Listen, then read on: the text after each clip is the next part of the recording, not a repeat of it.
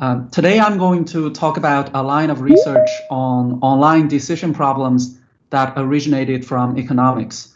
I will be focusing mostly on the algorithmic parts, but let me tell you the economic story first.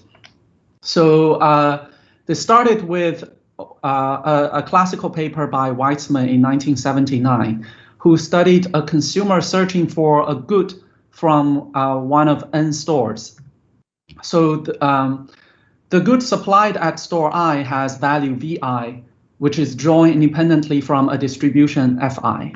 The consumer has to pay a search cost Ci to visit store I and find out Vi. But the consumer does not know the Vi in the beginning and only knows the distributions and the search costs. So the question is, how should she conduct a sequential search to maximize her expected utility? Okay, so to define the problem more formally, and this is known as the Pandora box problem, as Weizmann called it. We're given distributions F1 through Fn and search costs C1 through Cn. And at each time step, we may either choose a locked box I, pay the cost Ci and observe Vi, or take the largest Vi observed so far. And we would like to find a strategy that maximizes the expected utility. And here the utility equals the value taken at the end minus all the search costs we paid along the way. So Weizmann showed that the following strategy is optimal. To describe it, I first to define what's known as the index or the reservation value.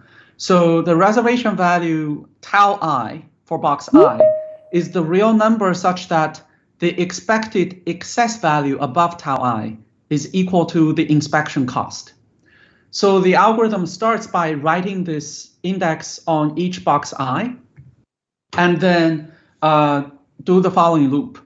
If the highest written number is a value, Vi star, then take box I star and stop.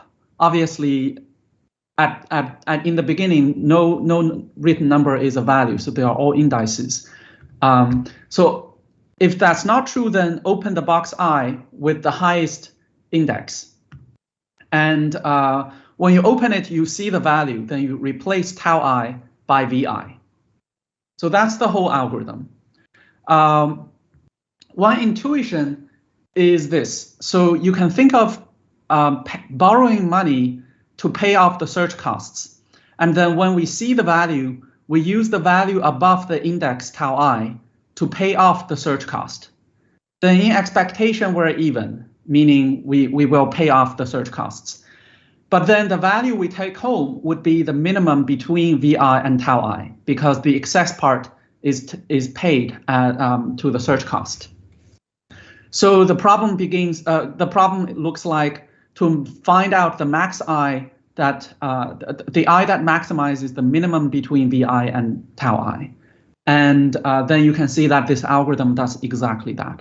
So a remark is that this algorithm turns out to be a special case of the famous Gittins index algorithm for Bayesian bandit problem. And the development of these two algorithms were largely independent, they were parallel, all at the end of the 1970s. Oh, okay, I actually had it. Weizmann's algorithm has wide applications in economics. To name just a few, you can think of the sellers and pricing problems interacting with consumers with search costs. And I will just point out this survey by Armstrong called Ordered Consumer Search, which covers a lot of ground. There has also recently been a revival of interest in modeling consumer search behaviors, because if you think about it, one of the key factors in the giant platform's success is the connections they make possible between consumers and suppliers. Weizmann's algorithm sometimes lie as a starting point for making more realistic behavioral models. I'll just mention this EC20 paper which refines Weizmann's model. Okay, but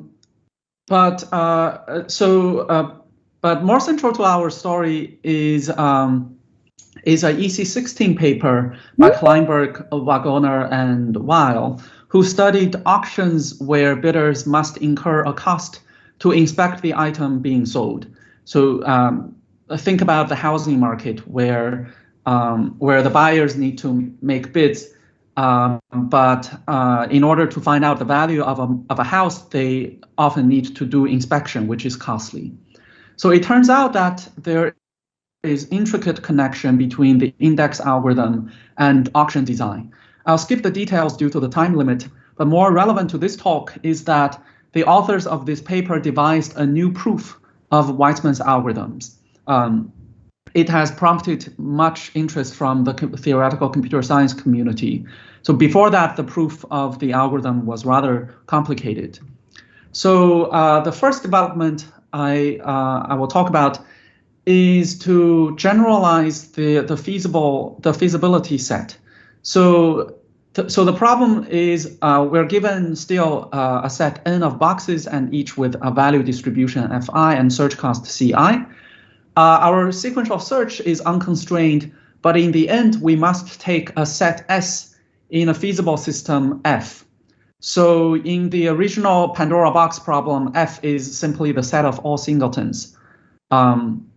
But you can think of you can easily imagine that you can make take F to be combinatorial. So a theorem that is rather immediate from the new proof I mentioned is the following.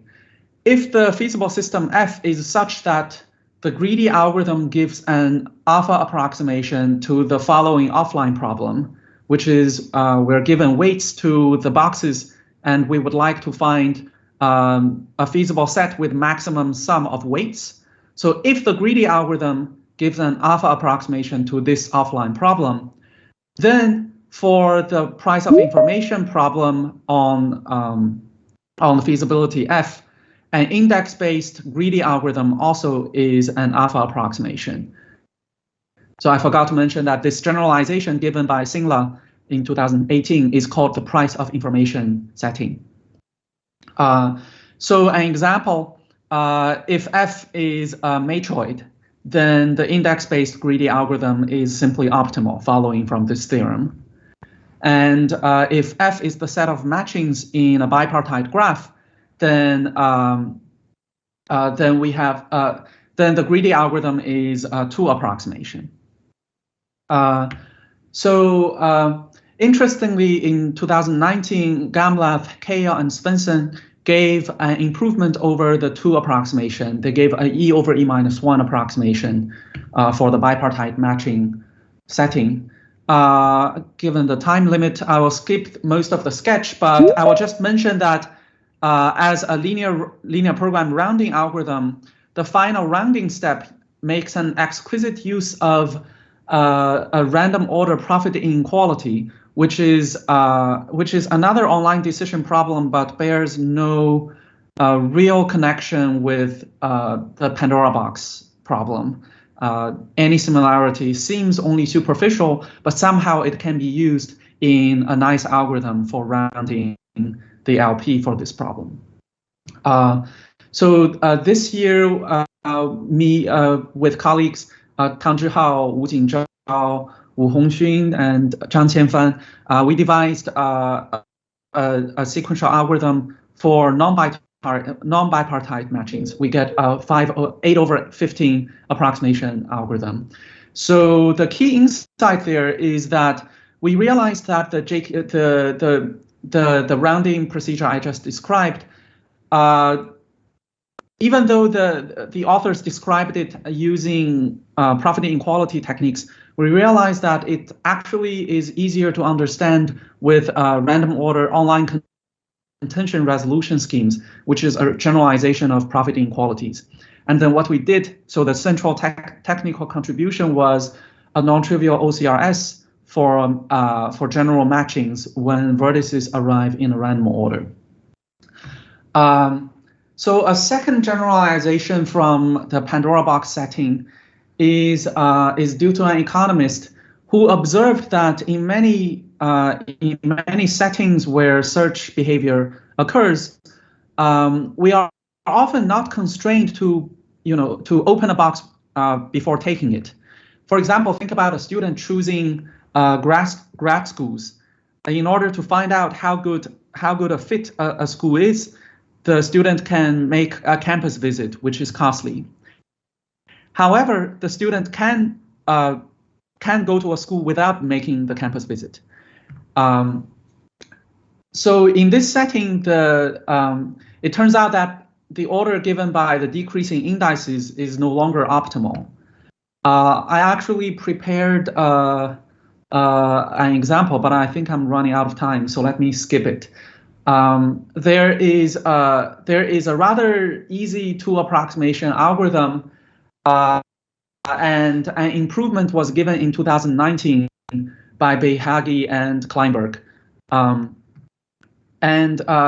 So this year, in an ongoing work, we solved an open problem showing that the problem is NP hard, and gave an improvement over the best known algorithm.